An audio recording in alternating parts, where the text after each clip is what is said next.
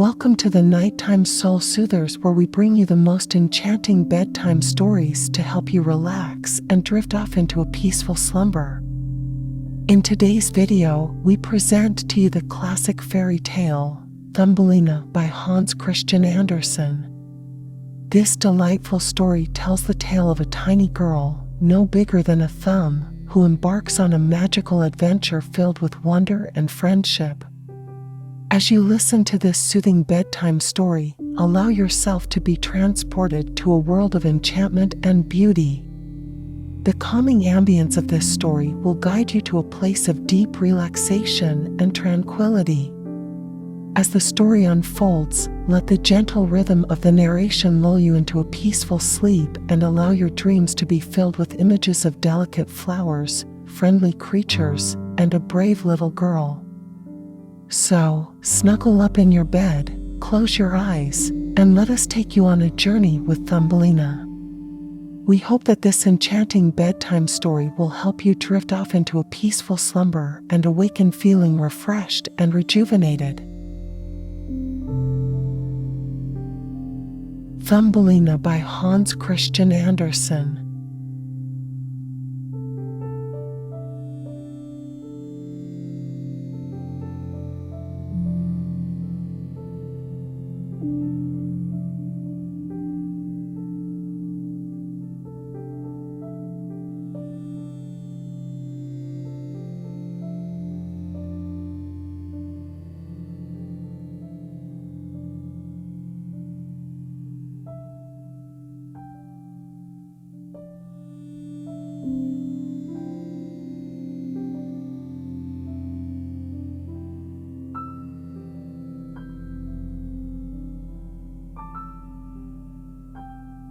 There was once a woman who wished very much to have a little child, but she could not obtain her wish. At last, she went to a fairy and said, "I should so very much like to have a little child. Can you tell me where I can find one?" "Oh, that can be easily managed," said the fairy. "Here is a barley corn of a different kind to those which grow in the farmer's fields, and which the chickens eat. Put it into a flower pot and see what will happen." "Thank you," said the woman, and she gave the fairy 12 shillings, which was the price of the barley corn. Then she went home and planted it. Immediately there grew up a large handsome flower, something like a tulip in appearance, but with its leaves tightly closed as if it were still a bud. "It is a beautiful flower," said the woman, and she kissed the red and golden colored leaves, and while she did so the flower opened, and she could see that it was a real tulip. Within the flower, upon the green velvet stamens, sat a very delicate and graceful little maiden. She was scarcely half as long as a thumb, and they gave her the name of Thumbelina, or tiny, because she was so small. A walnut shell, elegantly polished, served her for a cradle. Her bed was formed of blue-violet leaves, with a rose leaf for a counterpane. Here she slept at night, but during the day she amused herself on a table where the woman had placed a plate full of water. Round this plate were wreaths of flowers with their stems in the water, and upon it floated a large tulip leaf, which served Tiny for a boat. Here the little maiden sat and rowed herself from side to side, with 2 oars made of white horsehair. It really was a very pretty sight.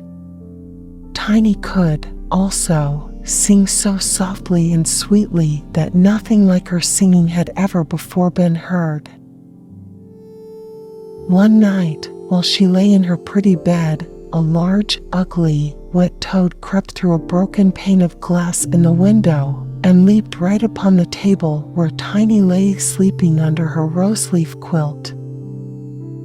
"What a pretty little wife this would make for my son," said the toad, and she took up the walnut shell in which little Tiny lay asleep, and jumped through the window with it into the garden.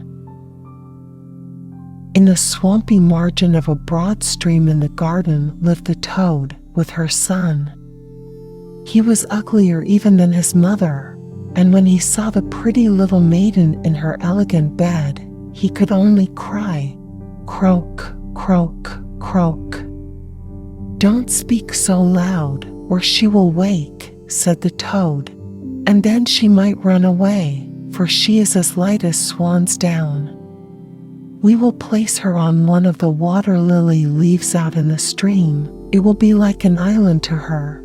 She is so light and small, and then she cannot escape, and, while she is away, we will make haste and prepare the stateroom under the marsh, in which you are to live when you are married." Far out in the stream grew a number of water lilies, with broad green leaves, which seemed to float on the top of the water.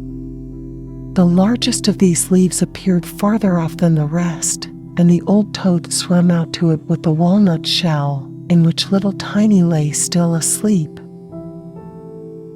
The tiny little creature woke very early in the morning, and began to cry bitterly when she found where she was, for she could see nothing but water on every side of the large green leaf, and no way of reaching the land. Meanwhile, the old toad was very busy under the marsh, decking her room with rushes and wild yellow flowers to make it look pretty for her new daughter-in-law. Then she swam out with her ugly son to the leaf on which she had placed poor little Tiny. She wanted to fetch the pretty bed, that she might put it in the bridal chamber to be ready for her. The old toad bowed low to her in the water, and said, "Here is my son. He will be your husband, and you will live happily in the marsh by the stream." "Croak, croak, croak," was all her son could say for himself. So the toad took up the elegant little bed and swam away with it, leaving Tiny all alone on the green leaf, where she sat and wept. She could not bear to think of living with the old toad and having her ugly son for a husband. The little fishes, who swam about in the water beneath, had seen the toad and heard what she said, so they lifted their heads above the water to look at the little maiden. As soon as they caught sight of her, they saw she was very pretty, and it made them very sorry to think that she must go and live with the ugly toads. No, it must never be. So they assembled together in the water round the green stalk which held the leaf on which the little maiden stood, and gnawed it away at the root with their teeth. Then the leaf floated down the stream, carrying Tiny far away out of reach of land. Tiny sailed past many towns, and the little birds in the bushes saw her and sang, "What a lovely little creature!" So the leaf swam away with her farther and farther, till it brought her to other lands. A graceful little white butterfly constantly fluttered round her, and at last alighted on the leaf. Tiny pleased him, and she was glad of it, for now the toad could not possibly reach her, and the country through which she sailed was beautiful, and the sun shone upon the water till it glittered like liquid gold. She took off her girdle and tied one end of it round the butterfly, and the other end of the ribbon she fastened to the leaf, which now glided on much faster than ever, taking little Tiny with it as she stood. Presently a large cockchafer flew by. The moment he caught sight of her, he seized her round and delicate waist with his claws, and flew with her into a tree.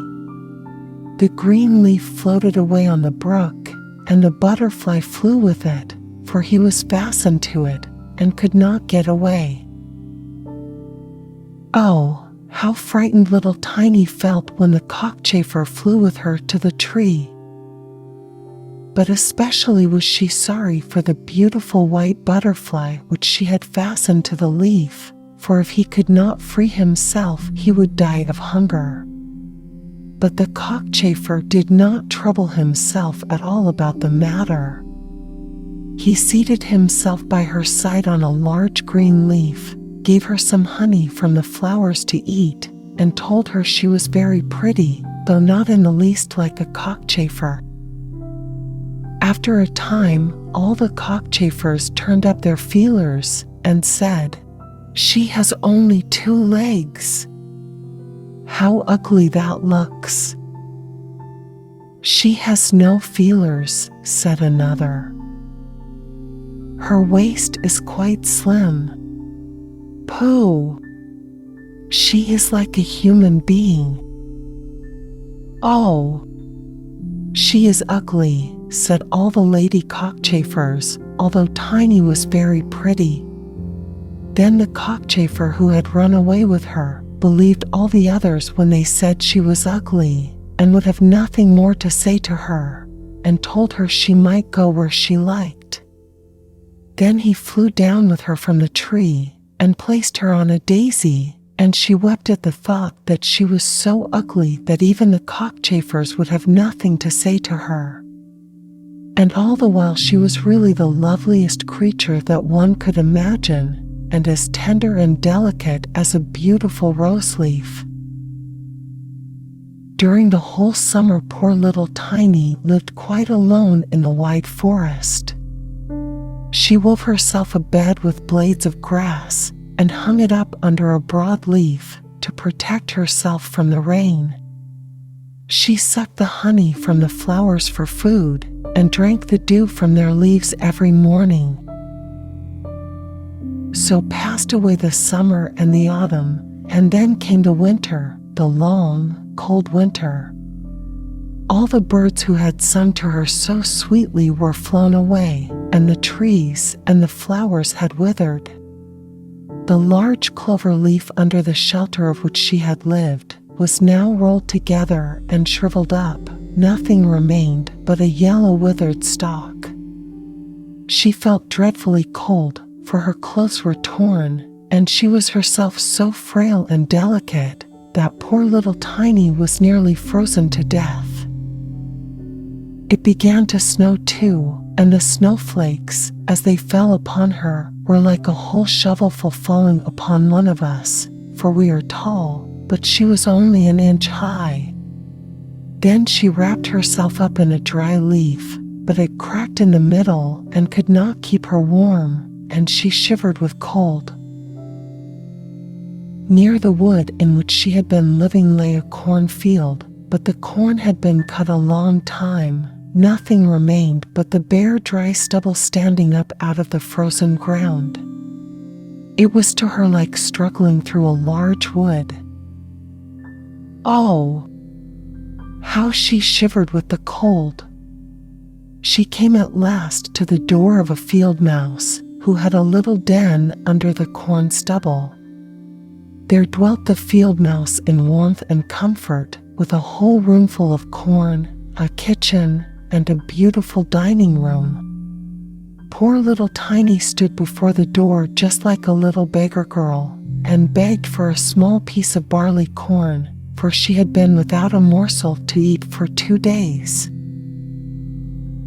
"You poor little creature," said the field mouse, who was really a good old field mouse, "come into my warm room and dine with me."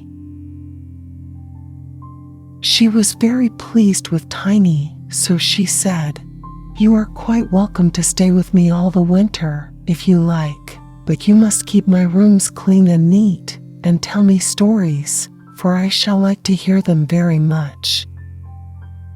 And Tiny did all the field mouse asked her, and found herself very comfortable. "We shall have a visitor soon," said the field mouse one day. "My neighbor pays me a visit once a week. He is better off than I am. He has large rooms, and wears a beautiful black velvet coat.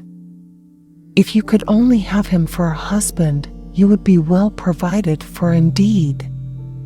But he is blind, so you must tell him some of your prettiest stories." But Tiny did not feel at all interested about this neighbor, for he was a mole. However, he came and paid his visit dressed in his black velvet coat. "He is very rich and learned, and his house is 20 times larger than mine," said the field mouse. "He was rich and learned, no doubt, but he always spoke slightingly of the sun and the pretty flowers, because he had never seen them." Tiny was obliged to sing to him, "Ladybird, ladybird, fly away home," and many other pretty songs. And the mole fell in love with her because she had such a sweet voice. But he said nothing yet, for he was very cautious. A short time before, the mole had dug a long passage under the earth, which led from the dwelling of the field mouse to his own, and here she had permission to walk with Tiny whenever she liked. But he warned them not to be alarmed at the sight of a dead bird which lay in the passage. It was a perfect bird, with a beak and feathers, and could not have been dead long, and was lying just where the mole had made his passage. The mole took a piece of phosphorescent wood in his mouth, and it glittered like fire in the dark. Then he went before them to light them through the long, dark passage. When they came to the spot where lay the dead bird, the mole pushed his broad nose through the ceiling. The earth gave way, so that there was a large hole, and the daylight shone into the passage. In the middle of the floor lay a dead swallow, his beautiful wings pulled close to his sides, his feet and his head drawn up under his feathers. The poor bird had evidently died of the cold. It made little Tiny very sad to see it. She did so love the little birds. All the summer they had sung and twittered for her so beautifully. But the mole pushed it aside with his crooked legs and said, "He will sing no more now. How miserable it must be to be born a little bird. I am thankful that none of my children will ever be birds, for they can do nothing but cry, tweet, tweet, and always die of hunger in the winter." "Yes, you may well say that, as a clever man," exclaimed the field mouse. "What is the use of his twittering? For when winter comes, he must either starve or be frozen to death. Still, birds are very high-bred." Tiny said nothing, but when the two others had turned their backs on the bird, she stooped down and stroked aside the soft feathers which covered the head and kissed the closed eyelids.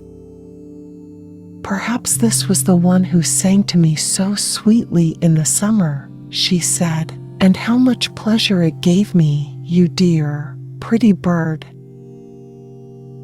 The mole now stopped up the hole through which the daylight shone, and then accompanied the lady home.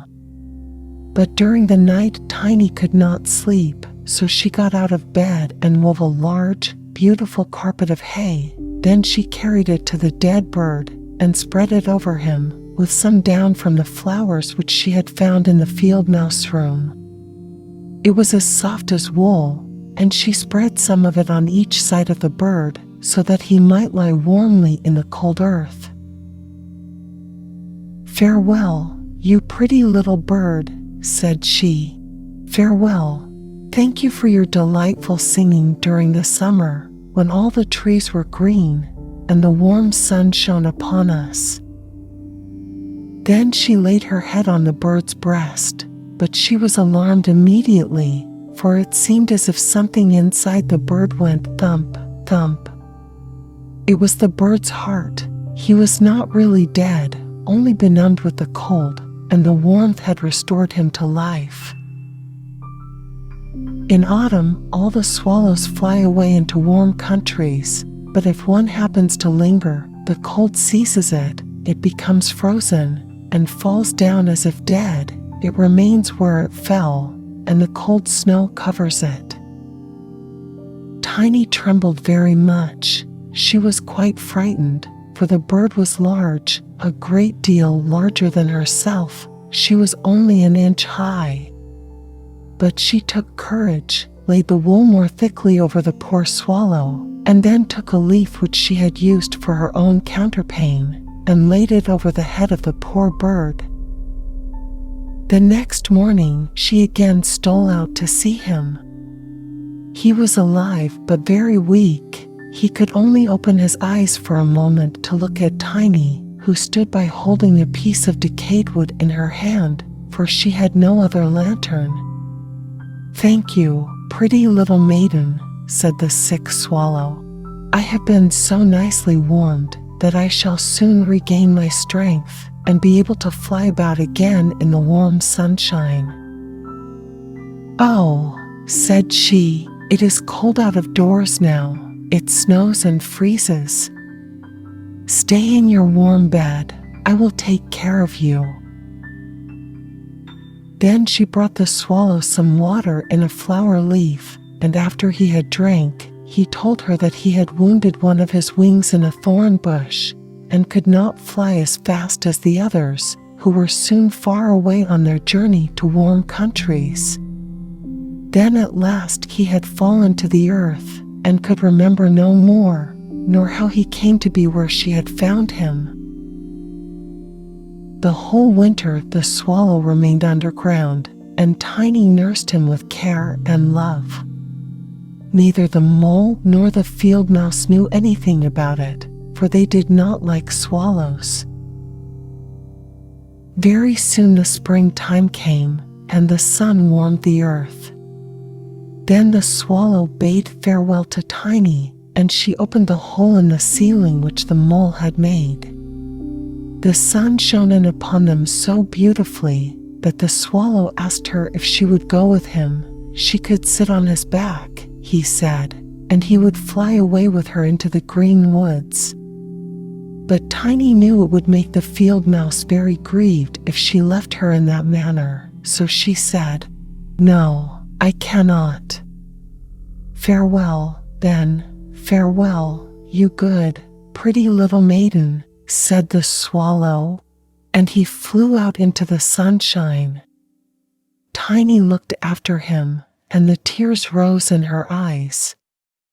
She was very fond of the poor swallow.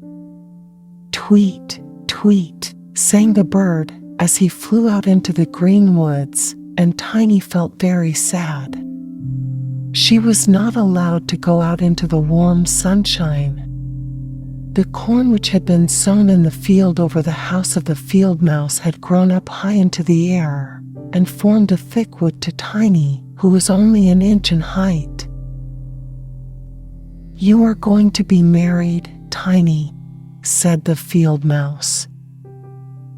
"My neighbor has asked for you. What good fortune for a poor child like you.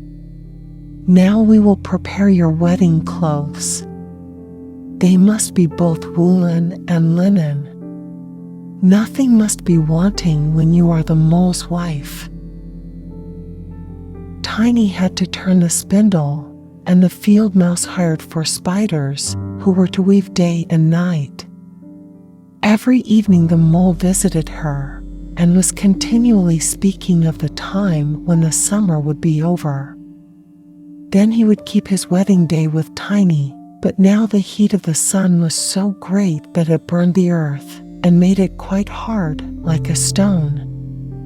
As soon as the summer was over, the wedding should take place. But Tiny was not at all pleased, for she did not like the tiresome mole. Every morning when the sun rose, and every evening when it went down, she would creep out at the door, and as the wind blew aside the ears of corn so that she could see the blue sky, she thought how beautiful and bright it seemed out there, and wished so much to see her dear swallow again. But he never returned, for by this time he had flown far away into the lovely green forest.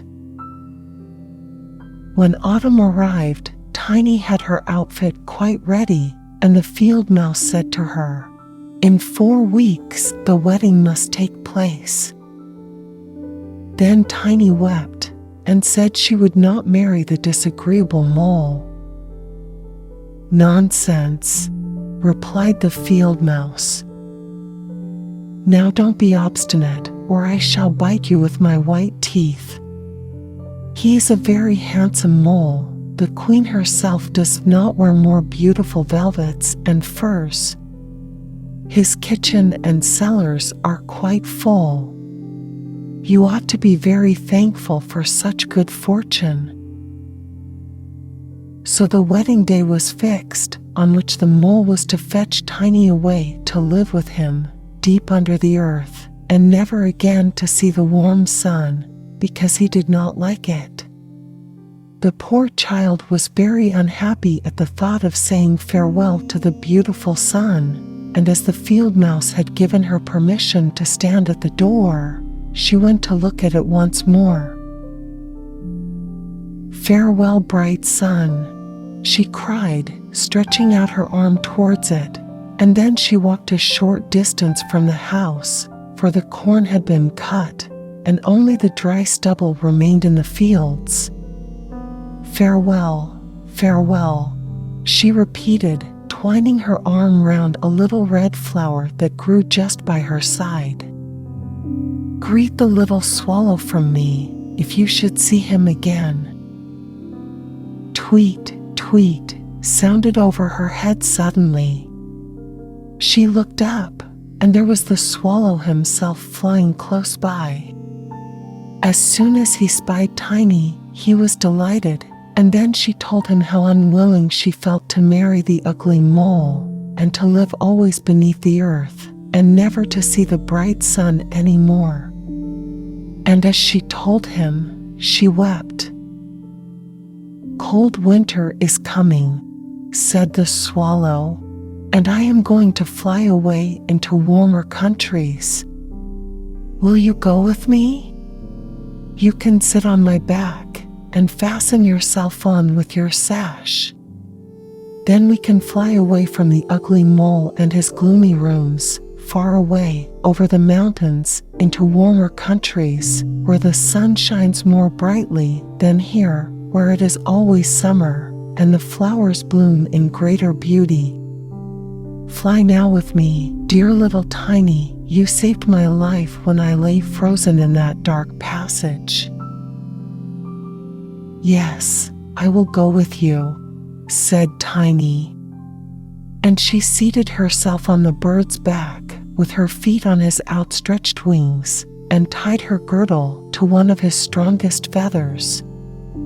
Then the swallow rose in the air, and flew over forest and over sea, high above the highest mountains, covered with eternal snow.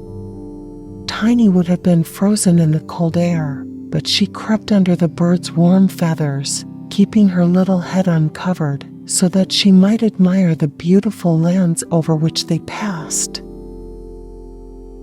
At length they reached the warm countries, where the sun shines brightly, and the sky seems so much higher above the earth. Here, on the hedges, and by the wayside, grew purple, green, and white grapes, lemons and oranges hung from trees in the woods, and the air was fragrant with myrtles and orange blossoms. Beautiful children ran along the country lanes, playing with large gay butterflies, and as the swallow flew farther and farther, every place appeared still more lovely. At last they came to a blue lake, and by the side of it, shaded by trees of the deepest green, stood a palace of dazzling white marble, built in the olden times. Vines clustered round its lofty pillars, and at the top were many swallows' nests, and one of these was the home of the swallow who carried Tiny. "This is my house," said the swallow, "but it would not do for you to live there. You would not be comfortable. You must choose for yourself one of those lovely flowers, and I will put you down upon it, and then you shall have everything that you can wish to make you happy." "That will be delightful," she said, and clapped her little hands for joy. A large marble pillar lay on the ground, which, in falling, had been broken into 3 pieces. Between these pieces grew the most beautiful large white flowers, so the swallow flew down with Tiny and placed her on one of the broad leaves. But how surprised she was to see in the middle of the flower a tiny little man, as white and transparent as if he had been made of crystal. He had a gold crown on his head and delicate wings at his shoulders, and was not much larger than Tiny herself. He was the angel of the flower, for a tiny man and a tiny woman dwell in every flower, and this was the king of them all. "Oh, how beautiful he is," whispered Tiny to the swallow. The little prince was at first quite frightened at the bird, who was like a giant compared to such a delicate little creature as himself, but when he saw Tiny, he was delighted and thought her the prettiest little maiden he had ever seen. He took the gold crown from his head and placed it on hers, and asked her name, and if she would be his wife and queen over all the flowers. This certainly was a very different sort of husband to the son of a toad, or the mole with my black velvet and fur, so she said yes to the handsome prince. Then all the flowers opened, and out of each came a little lady or a tiny lord, all so pretty it was quite a pleasure to look at them. Each of them brought Tiny a present, but the best gift was a pair of beautiful wings, which had belonged to a large white fly, and they fastened them to Tiny's shoulders so that she might fly from flower to flower. Then there was much rejoicing, and the little swallow who sat above them in his nest was asked to sing a wedding song, which he did as well as he could, but in his heart he felt sad, for he was very fond of Tiny and would have liked never to part from her again. "You must not be called Tiny any more," said the spirit of the flowers to her. "It is an ugly name, and you are so very pretty. We will call you Maya." "Farewell, farewell," said the swallow with a heavy heart as he left the warm countries to fly back into Denmark. There he had a nest over the window of a house in which dwelt the writer of fairy tales. The swallow sang, "Tweet, tweet," and from his song came the whole story.